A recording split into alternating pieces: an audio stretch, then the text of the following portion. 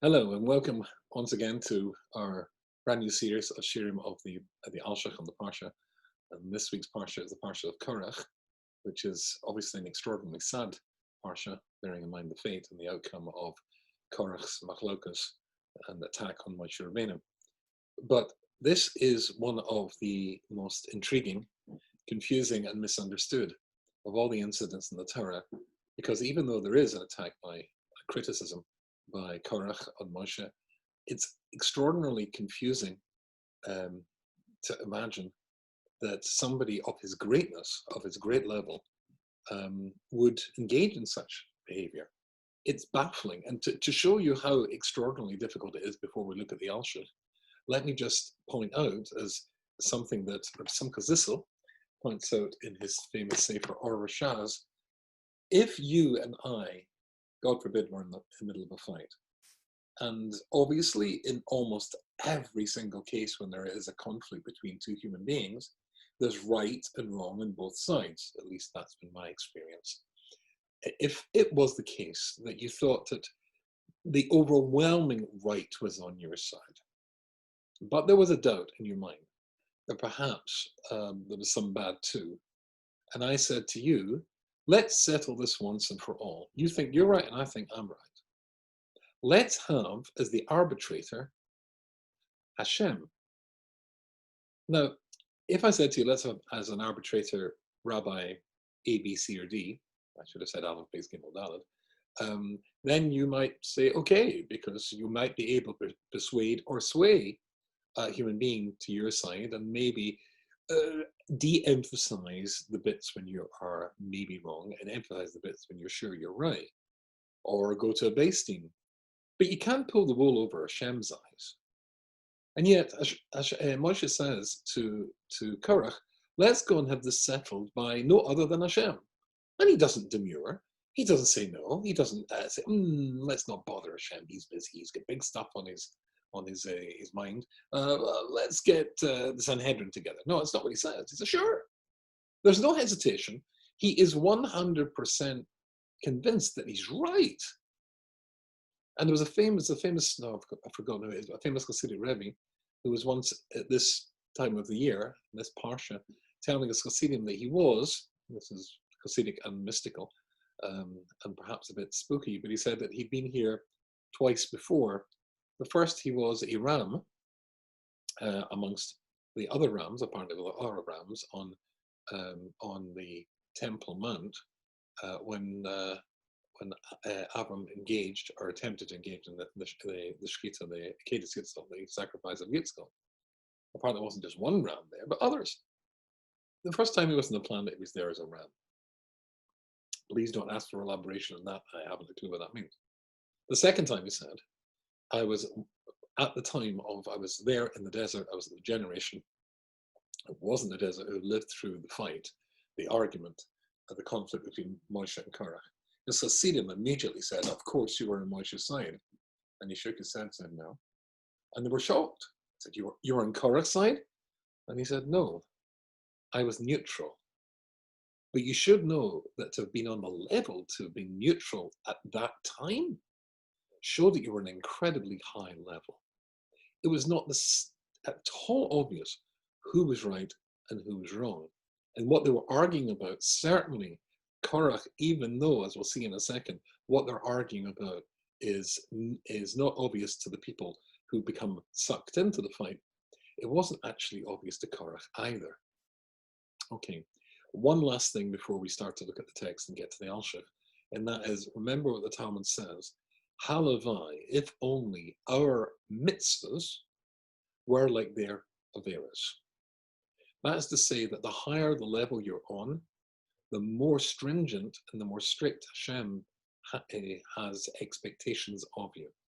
And a mistake, as we'll see this, I'm going to quote from Rabbi Dester shortly, the higher the level, then Hashem expects great things from you. And when you fail for great things, then at that point, you can find yourself in trouble. Whereas if other people who don't aspire, or maybe do aspire, but never achieve greatness, then Hashem doesn't fault you for not being able to be at the very highest level and perform at the very highest level. But if you are there, then he expects that from you. So if only our mitzvahs were like their averas, their failures were in such a high level and so, well, almost holy, that if only our mitzvahs were like that. Okay, that's the story. Let's just remind ourselves of the actual text. We won't go into it in much depth. There's many Alshichs we could look at, or parts of the Parsha through the lens of the Alshich's eyes. But let's just stick at the beginning, because that's really where the whole story is generated. But Yika Korach ben Yitzhar, and Korach, who is the son of Yitzhar, who is the son of Kahosh, the son of Levi, the Dosan Aviram, and two people were Dosan Aviram, Ben Eliyav, the son of Eliyav, the Ein ben Pelas, and a fellow called Ein ben Pelas ben Reuben. So they take, and the Alshich points out, it doesn't say what they took. They took their notebooks, they took their attaché cases, the Yika Korach took, and then it goes into length about who Korach was, the son of Yitzhar, the son of Kohath, etc., and the son of Levi, but it doesn't say what they took. Interesting omission. We'll come back to that. And the Yikuma lived in Moshe, they stand in front of Moshe, Anoshim in Israel, and they had other allies there, which was Chamishim Masayim, Nasi Ha'eda, 250 princes of the heads of the Sanhedrin, princes of the Jewish people were with them. Karoi Ma'od, people of great renown, and Sheshem, and of great reputation. Again, it wasn't obvious what was wrong with what's going to come next. The Yikala al Moshe, and they gather against Moshe, against Moshe. You've taken too much to yourself. Because the entire congregation of the Jewish people are all holy people. You've taken too much authority, you've taken too much office to yourself. And Hashem rests amongst all of them. Remember, the entire generation are prophets and prophetesses. So why do you raise yourself up to such heights over the Jewish people? That's the beginning of the story. How much further we'll get in that, I'm not terribly sure.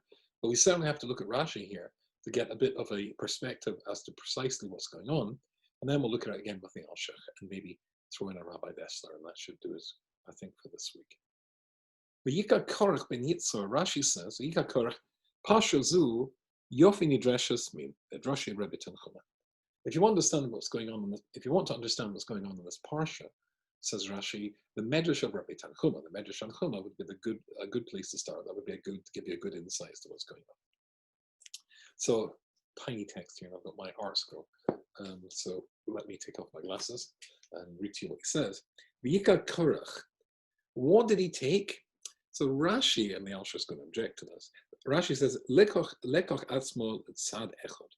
He took himself to one side. So he takes the V'yikach as being figurative. He took himself to one side. It doesn't say that there. It says V'yikach Korach. Well, I suppose you could say it does say that. He takes Korach to one side. And what does that mean? He took him to one side. To be separate, to separate himself from the oneness, the wholeness, the completeness, and the unity of all the Jewish people, to foster and to grow his fight and his party, who are going to complain against Moshe, and to claim the kahuna, or to complain about the way that the kahuna, the priesthood, that had been given to his brother Aaron. That's exactly how Unkelos translated is palig, that he separates himself. See if we can miss a bit out here. Fine. He separated himself so that he could fight. Okay, that's the first one. Now it says Ben Yitzhar ben Kos ben Levi. He took who was Korach. Now it tells you about his yichus. Why does it go on into such detail? Now listen carefully here, because this is going to be crucial when we start to look at it through the Alshich. Ben Yitzhar ben Kos ben Levi. So it tells you who his father was, and his grandfather was, and his great-grandfather was. So it was a direct descendant. It was a great-grandson of Levi. So the 12 tribes, Yaakov Avinu, 12 tribes, Levi, and then after Levi, then we've got his son called Kohath, and then his son called Yitzhar, and then you've got Korach, direct descendant of Levi. Okay, or of Yaakov Avinu, but let's see what Rashi says in that. Below Hisker ben Yaakov, it doesn't mention Yaakov. His lineage stops with Levi, or stops at Levi, but of course Levi, the father, called Yaakov. So why doesn't it go back to Yaakov? So here's what Rashi says. Ben Yaakov. It doesn't say that he's a Ben Yaakov as well, a direct descendant of Yaakov. Why should be Kishrachmal Atzma? Because Yaakov saw prophetically this incident. How clearly he saw it prophetically, I don't know, but enough to know that he didn't want his name to be associated in the Machlokas. He didn't want to be his lineage to be linked to Korach. Shaloi Hiskar Shemoy al Machlokasam, that his name should not be joined to this Machlokas, to this challenge to Moshe Rabbeinu. And so it wasn't. Shneimah says Bekol al Bekehilom, in their congregation al Tachet Kvodi, as it says in Bereshis Memtes Vav, in their congregation, let my name not be joined. That's when Yaakov's giving a bracha to his children when it comes to Levi. He says, don't let my name be joined to them. That meant this Machlokas. My name shouldn't feature there. Okay. Therefore, he says, and when is his name featured and connected to Korach? Oh, it is. It might not be featured and connected here, but it is elsewhere. Excuse me. You can see the connection in Divrei Yomim. There he is. It says, Shnema, it says there, Ben Avi Yosef, the son of somebody called Avi Yosef, who was Ben Korach, that was Korach's son. So Korach's son called Avi Yosef, and he had a son, so it's talking to the son there, who was Ben Yitzhar, Ben Kohaz, Ben Levi, Ben Yisrael. And now it doesn't mention his name, or rather connects Yaakov to the lineage of Korach. Fine. So Yaakov Avinu didn't want his name to be connected to the fight of Korach. But it is. It is connected. It's connected in the book of Divrei Yomim, Chronicles in English. If Yaakov doesn't want his name to appear, his connection to appear, that as it were, Korach is a skeleton in the closet or in the cupboard, then why does it appear in Divrei Yomim? Then it does appear. So it must be that he doesn't want his name to appear then. And this Machlokas, it doesn't matter elsewhere. That's what Rashi actually says. You look carefully if you remember what he said. Don't let my name be joined together in the Machlokas. Don't let it become a weapon in the Machlokas. We'll see how that works out shortly. Then Dosan Abiram, and they were from the tribe of Reuven. Is that out? What did they want out of it? The Alshich says because Reuven was the firstborn, and the role of the Kohanim was taken from the firstborn and given to the Kohanim. So they're there because they want that back. But then Rashi adds another interesting thing. Naskana al Nasius Saisha Alitzofin ben Uziel. He was jealous, that Korach was jealous, and this was the seed that started the Machlokas, because of the Nasius, the princeship of someone called Elitzofin ben Uziel. Now, at this stage, I'm going to share my screen with you, and we've got to look and see. I drew this earlier on. Here's one I prepared before the program. And sorry, it's bouncing up and down. I hope you can see that. Any second now, you will see my beautiful handwritten. Isn't that fabulous? Did it myself. Move that across. Good. I hope you can see this. A friend of mine gave me a lovely gift, which is this little board. Ooh, let me show you that. Which sits underneath my computer. This is it's white glass, or it's glass on a white background, and 3 dry markers. So I'm able, that's the drawing there again, I'm able to draw and make little notes here. It's a very nice little, it's got a drawer as well. So you can put the pens in there too. And so that's what I do. So you can see it looks a bit strange with a little shadow. Now you know why. And there's the pen that I used. Ooh, I didn't mean to do that. Ooh, let's see if I can get out of that. Yes, I can get out of that. Good. I hope you can see that. So here is a diagram of the yichus that we were talking about, of the lineage that we were talking about before. And as I say, I hope that is somewhat clear. Let me move my chumash out the way, and let's see what we can see. So we said that. I don't know what it keeps doing. Why are you doing that, you anti-Semitic mouse? You Apple anti-Semitic mouse, yeah. Right, there we go. So basically, Levi. Now, Levi has got 3 sons. The old son was Gershon, and then it was Kahosh, and then it was Merori.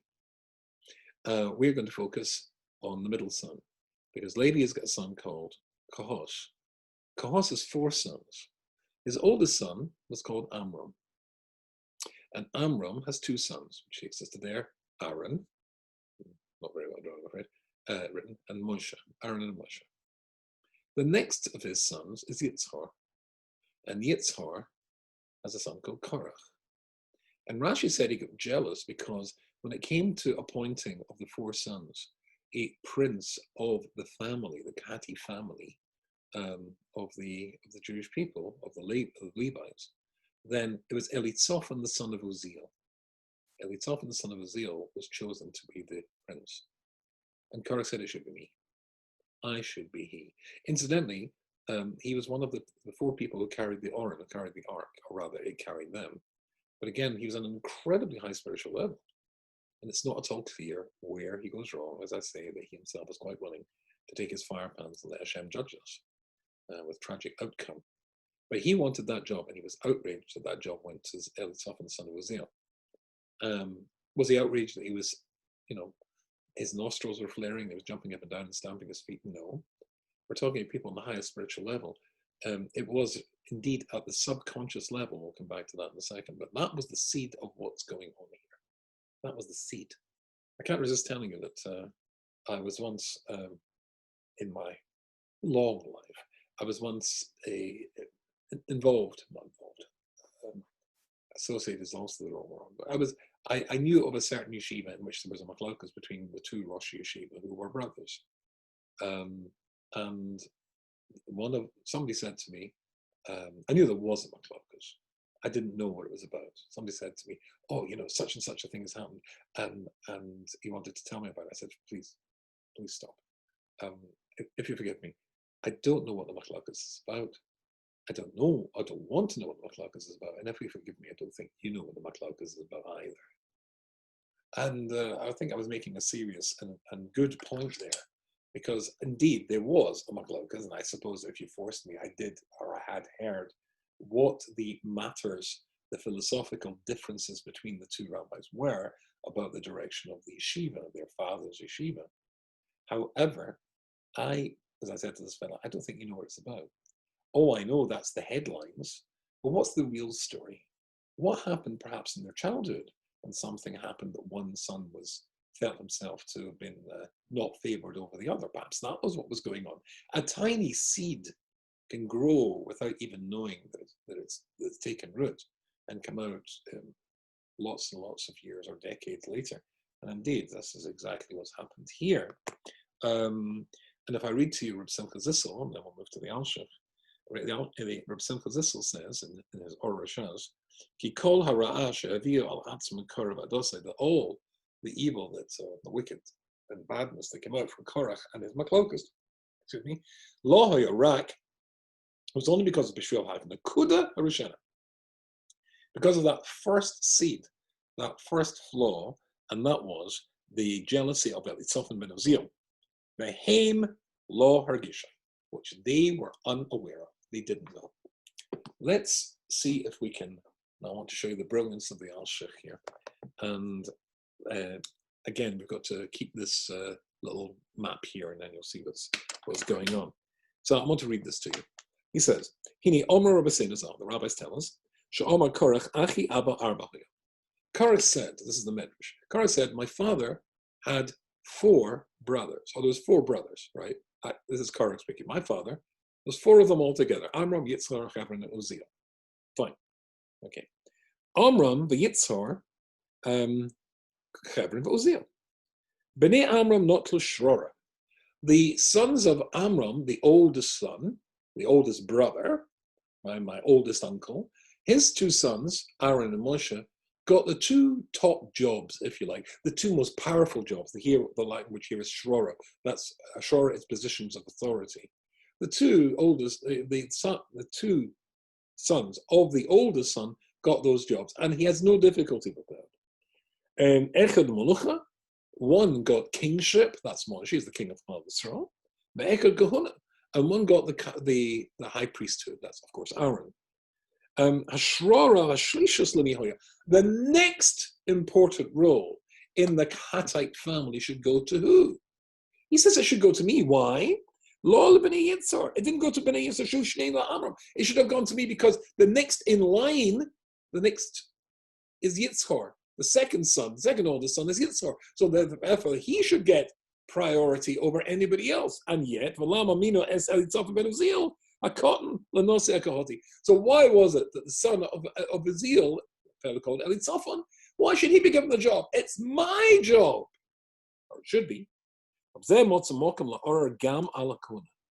that was the beginning, says the Alshich, that led him to challenge the whole concept of the priesthood.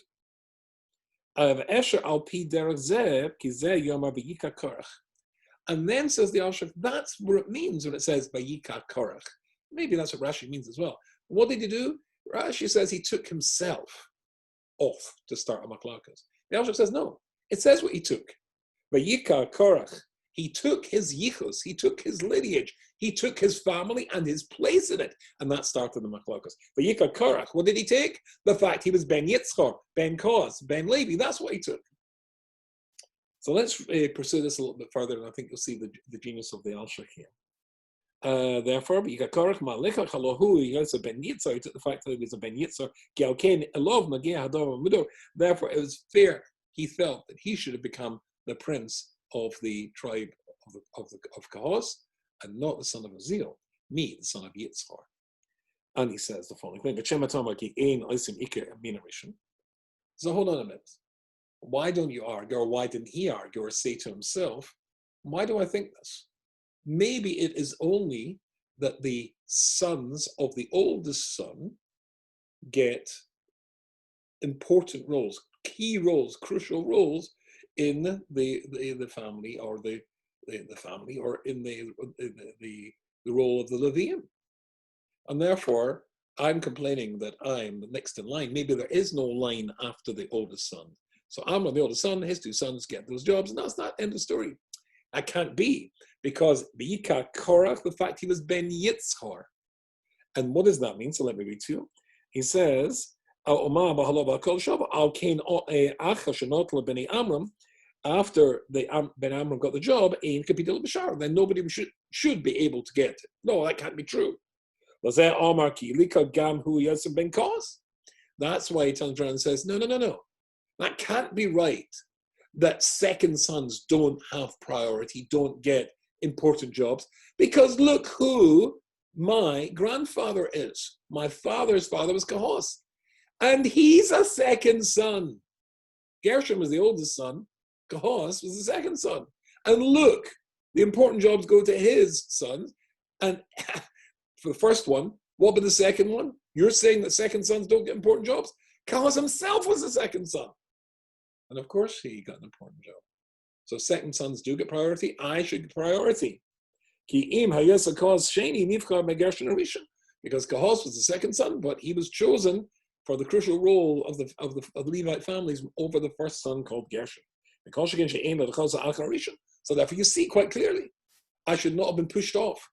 There is a precedent for second sons getting jobs. I should have got the job over the son of Uziel. But more than that, he also says, what else did he take? The fact I'm a Ben Levi. And Levi was the Reuven, Shimon, Levi. Levi was the third son, and look at the job that he got. So if third sons get jobs like this, clearly so do I. I should get it as well. And then we come back to that the puzzling matter of, it stops there, and he didn't say Ben Yaakov. And Yaakov said, it shouldn't be that my name gets joined to him at this machlokes, but it is joined later.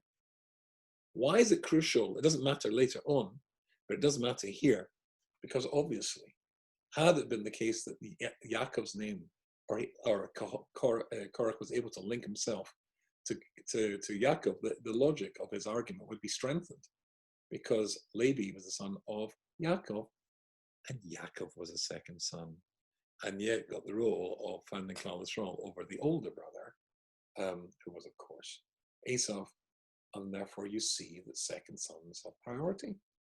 And that was the logic that created, even at the subconscious level, the seed that grew into a huge machlokes with tragic circumstances that befell the Jewish people. Extremely interesting. Rashi goes on to say that when Moshe falls on his face, it's because he feels, I don't think I'll be able to get them off the hook this time.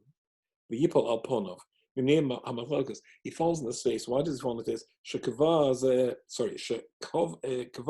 Zebi Yodam Srichan. This is the fourth crucial rebellion, because the first one was Chet of the Egel, the son of the Egel, B'Yachal Moshe and Moshe Davans, and then Simon and Ra, I read just a few weeks ago, when they challenged the whole thing, or they seemed to challenge the Mon, but it was really the morality of the Torah that we're objecting to. Is Palo Moshe, and again Moshe Davans, and then the Meraglim. This is the fourth time. 3 times is a chazaka in Jewish law. 3 times that status. That means we've got status as a troublesome people. He's got us off the hook 3 times. Maybe I won't be able to do it this time when he falls in his face. The Alshich goes on to say that notice how he deals with this. It's very interesting that he deals with it very similarly to how Aaron dealt with it when the Jewish people demanded that he made a golden calf. He stalled. He said, tomorrow we'll have a festival to God, hoping by that time Moshe would come back down from the mountain, and the disaster which the Egel Azov would have been averted. Similarly, Moshe says the exact same thing here. And Korach says, okay, tomorrow you'll bring your sacrifices, you and Aaron, and let Hashem judge. Now this, and indeed if we had more time, which we don't, it'd be worthwhile going into the Moshe's reaction to this challenge. And Moshe is extraordinarily clever at understanding human psychology and also the psychology of machlokas. He realizes if he starts to argue with, maybe I'll tell you a funny story. Are you ready for a funny story? At the Hanukkah time, I was in Eretz Yisrael, and I received an extremely strange email. And the email asked me the following question: am I a Satanist? And somebody had managed to troll through, which showed that the person was very sick actually, and managed to troll through, must have been hours and hours and hours of my shiurim online, and found pictures when my fingers were like this. I'm giving a shiur like this. Now, I don't know if you know this, but you know that this, can you see this? Bochrim often hold their hands like this. Out in general culture, there's sort of like gang symbols and things. But this is meant to be a chai. But this person apparently says it's a satanic symbol, and she'd also said pictures taken of lunatics who actually believe in Satanism, and then pop and rock groups who do this sort of thing. But of course, they don't believe in anything. It's just like a gimmick. So pictures of me, pictures of these Satanists, and am I a Satanist? I thought it was one of my friends. It was, as they say in England, a wind-up. Somebody was making fun. So of course, being me, I replied in some funny way.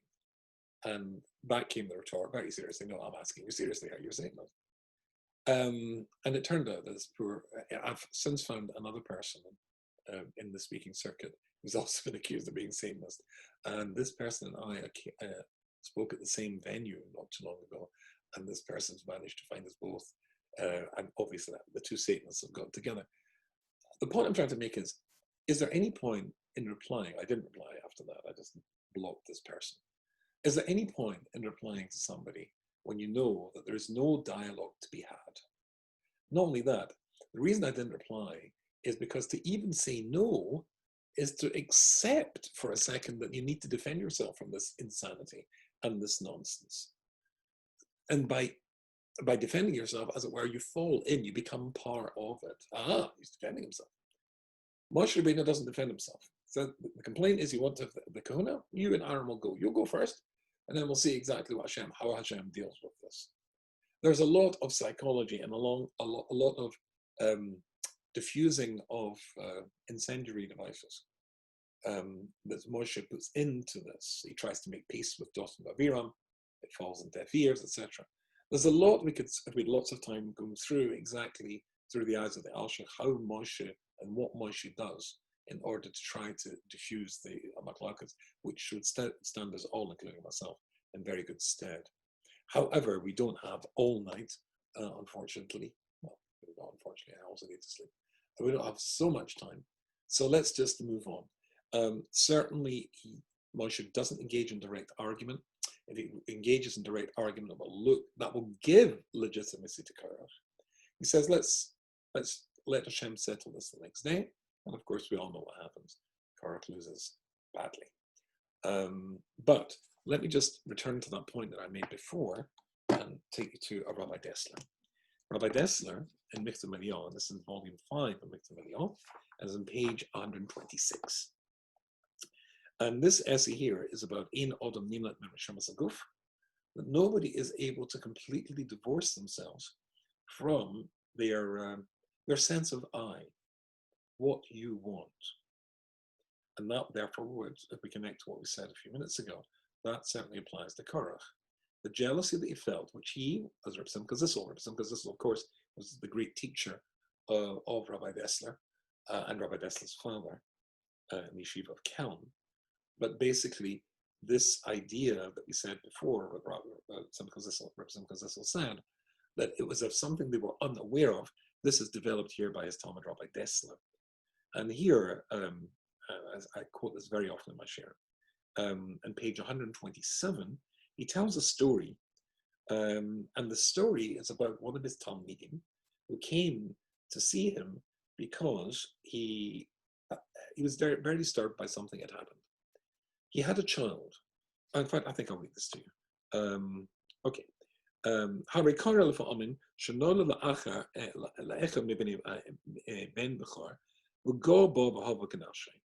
One of his chevra, one of his people who used to come to his shiur, B'nei HaChabura, he says, and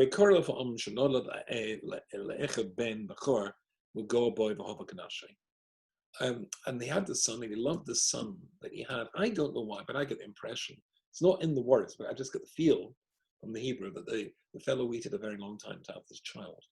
And when he had the child, obviously the celebration of being a father for the first time anyway is, I think, probably the greatest celebration you'll ever have.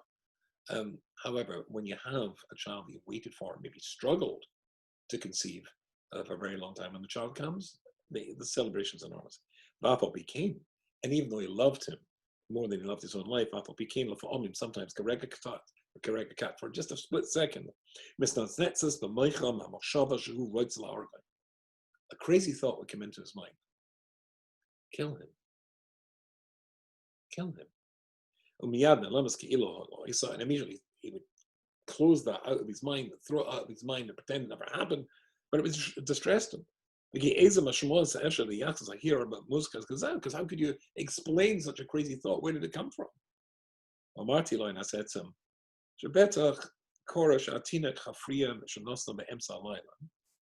I'm rather suspicious, said Rabbi Dessler to him, that your beautiful little baby son that you love, the way that you love your own life, more than you love your own life, sometimes wakes you up in the middle of the night, yes? I can see the fellow nodding at this stage. Babies do that. And perhaps, he said, and perhaps he disturbed your schedule, your plans in other ways and other occasions too. Yes. He says, your midah of anochi, your midah of I, your character trait of I, that you've not managed to uproot from the deep depths of your being, from your subconscious, plays its part. Umitzad midas agaiva, and gaiva, ego. From that perspective, really anybody who gets in my way, disturbs me, and lois kuskiyim, doesn't deserve to live. Ad kedei kach. That's how humans work. And even though that is an incredible contradiction to the incredible amount of love that he felt towards his son, more than he did in life, and I've underlined this in my Rabbi Dessler here, Malkam yesh believe laharbi stilas. There is a place in the heart of all of us, for many contradictions. You can have the kindest man you could ever see in your life, who's a huge Baal Chesed. Maybe he's got temper. You've got a fellow who is got temper, but could still be a big Baal Chesed It's an incredible, we are living contradictions. Rabbi Dessa goes on to say, that's why when Sarah denies laughing, when she's told that she's going to have a child after a lifetime of no children, Hashem says, why did Sarah laugh? And Sarah said, I didn't laugh. But she's denying what Hashem says, and she's a greater prophetess than Avram is. How could you say, when Hashem says that you laughed, how could you say I didn't? How can you lie to Hashem? And Rabbi Dessa said, she didn't lie. She didn't know she laughed. Hashem was talking at the subconscious level, at the highest possible levels. Go back to what we said before. If only our mitzvahs were like their Averas, they are being judged at the highest possible spiritual level. At the subconscious level, Korach is unaware, as Reb Simcha Zissel says, that the whole source of this machlokas is a jealousy in the family that sprung up, which is at the subconscious level. He therefore, the conclusions hadn't worked sufficiently on his anochi. But we're talking at the most incredibly high level. Yesh mokam belev ish. There's a place in the heart of all of us for many contradictions. When you feel a jealousy, when you feel the beginning of a machlokas, that's the time to go in and look for help. One of the most effective killing diseases in the world, as everybody knows, is cancer. And why it's such an effective killer is because you don't know it's there until it's, as it were, well established, and it's very hard and sometimes impossible to get rid of. It's when you start to suspect, as they say, early detection is the cure for cancer. Early detection of bad midas, of bad character traits, is the cure for machlokas. And as we're reading about the story of the machlokas of Korach, and as we're shortly beginning the 3 weeks, which leads up to Tisha B'Av, which is all about precisely a process of jealousy and hatred that led to the Jewish people engaging in civil war, catastrophe, and the loss of a temple, then this is a very important message to have in mind. If you do feel yourself jealous of somebody, or you're angry with somebody, it may be justified, but maybe it's not. That's the time for you to take yourself off to a Moshe, and instead of challenging him, asking him, why am I feeling like this? And with the wisdom of Rabbi Dessler, you might smile and say, does that little baby that you love so much disturb you sometimes in the middle of the night? And solve your problem. I wish you all a very good Shabbos, and I certainly look forward to seeing you again next week.